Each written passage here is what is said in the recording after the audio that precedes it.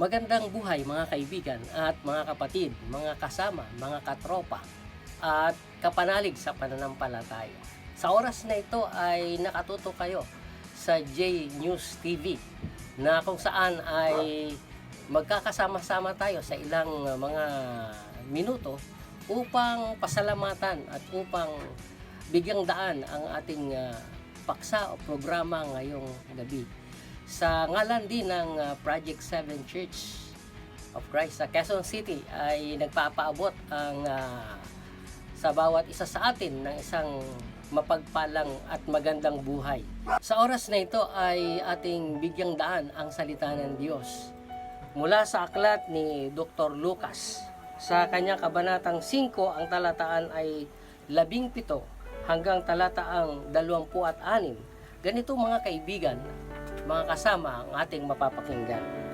Minsan nagtuturo si Jesus na naroon din ang mga Pariseo at mga tagapagturo ng kautusan na mula sa mga bayan ng Galilea at Judea at sa Jerusalem. At sumasa kanya ang kapangyarihan ng Panginoon upang magpagaling ng mga masakit. May dumating ng ilang tao, dala ang isang paralitikong nasa higaan. Nagpipilit silang makapasok sa bahay upang mailagay sa harap o sa harapan ni Jesus ang may sakit. Subalit wala silang maraanan dahil madami ng tao. Kaya't umakyat sila sa bubungan at binutas iyon. Saka inihugos sa harapan ni Jesus ang paralitikong nasa higaan.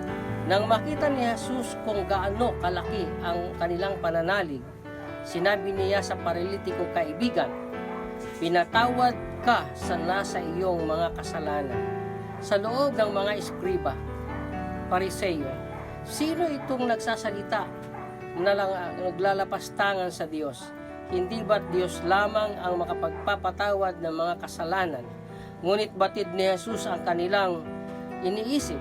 Kaya't sinagot niya sila, "Bakit kayo nag-iisip ng ganyan? Alin ba ang lalong madali? Ang sabihin sa paralitiko, pinatatawad ka na sa iyong mga kasalanan, o sasabihin, tumindig ka at lumakad? Patutunayan ko sa inyo na ang anak ng tao ay may kapangyarihan dito sa lupa na makapagpatawad ng mga kasalanan." At sinabi niya sa paralitiko, "Iniutos ko, tumindig ka, dalhin mo ang iyong higaan at umuwi ka."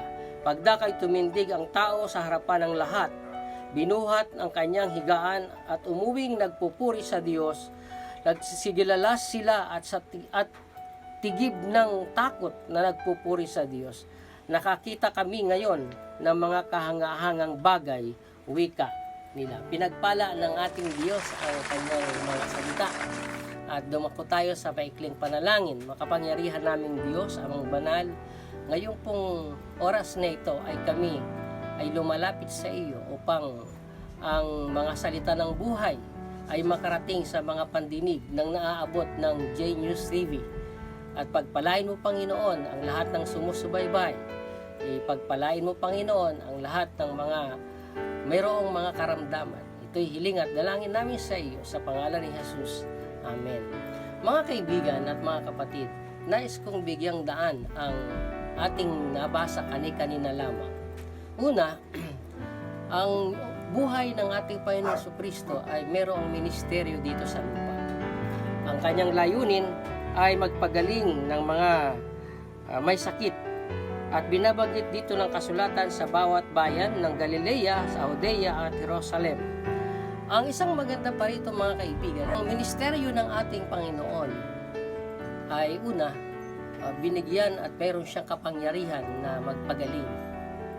At ang isang senaryo ay mayroong isang paralyzed man o paralitiko na kung saan ay hindi makalapit sa Panginoon.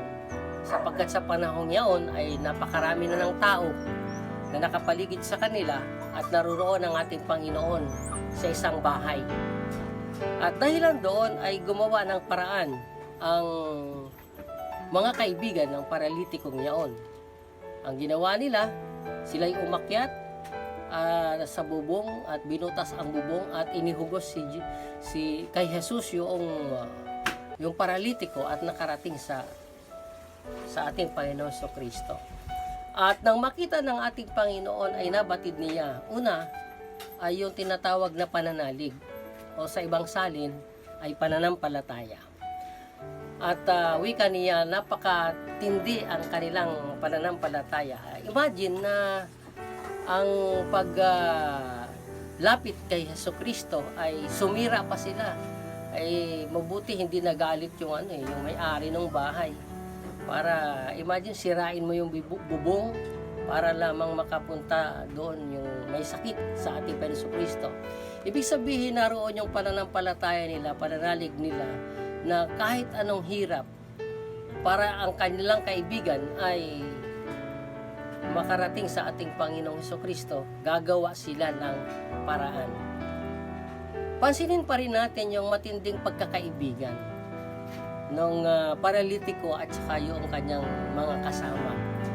At handang magkaloob yung kaniyang kaibigan upang ng lahat-lahat na magawa niya ang nararapat doon sa kanilang kaibigang paralitiko. Naway makita natin na ganon din naman tayong mga tao, mga Kristiyano, na sa ating pagkakaibigan, magagawa mo ang lahat para ang isang kaibigan ay gumaling sa kanyang buhay at makapaglingkod sa Panginoon. Ang isa pa nating bigyan ng pansin dito ay mayroong dalawang grupo.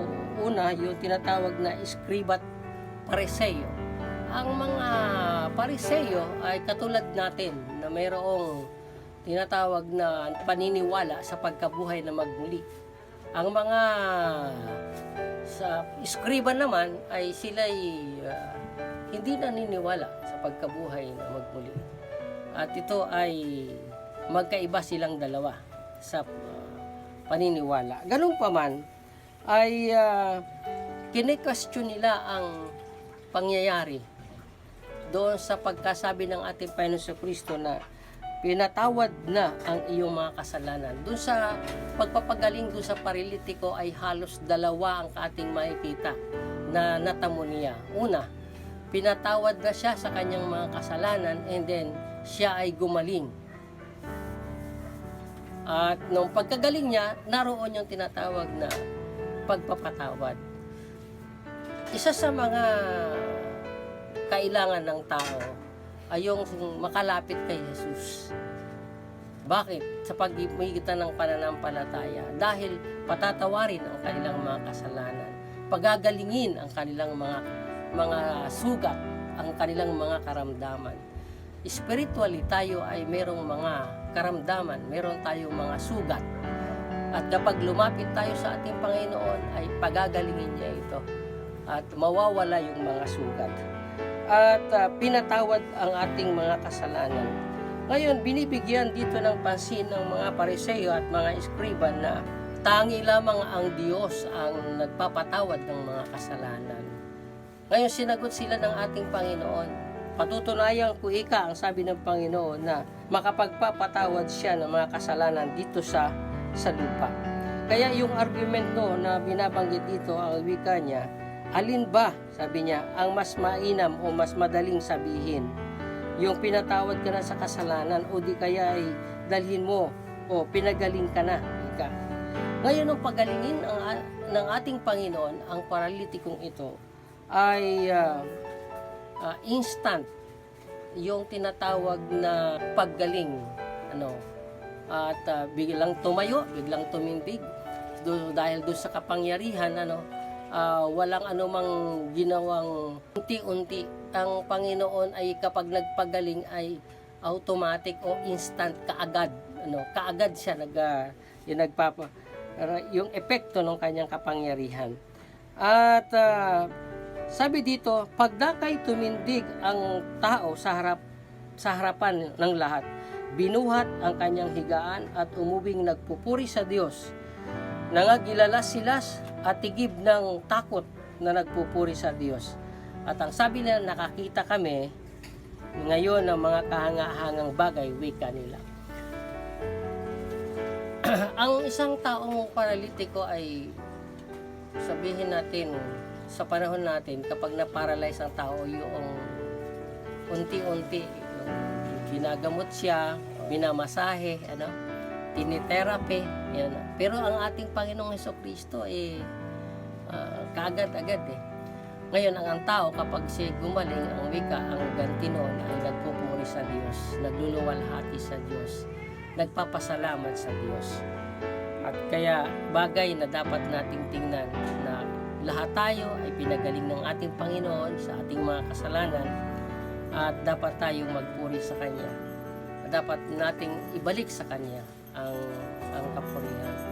Ngayon, sa mga kaibigan at mga kapatid sa pananampalataya, sa mga sumusubaybay sa ating programa, lalo tigit sa ating channel, J News TV, ay pagpapala ng Diyos ang sumainyong lahat. Muli, magkita-kita tayo sa susunod na pagtatanghal ng ating programa sa J News TV. Mabuhay kayo mga kaibigan.